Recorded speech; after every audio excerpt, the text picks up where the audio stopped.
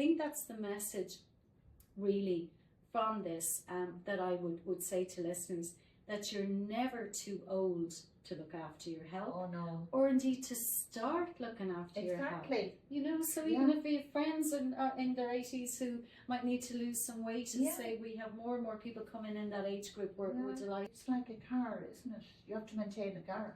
Exactly. So you have to maintain your body. Really, anybody with a weight issue has to do it all their lives. For sure. Thank you so much for doing the podcast, and on behalf of the team, we wish you many more years of good health and happiness, and we look forward to seeing you for many, many more chapters. Thank you very much, Aisling, and the whole team. Thank I could you. start crying now. Oh, you nearly had me. Oh, stop. It's good to cry. I was really crying too. Look at here, you're asking me a hug. I hope it's okay. It's fantastic.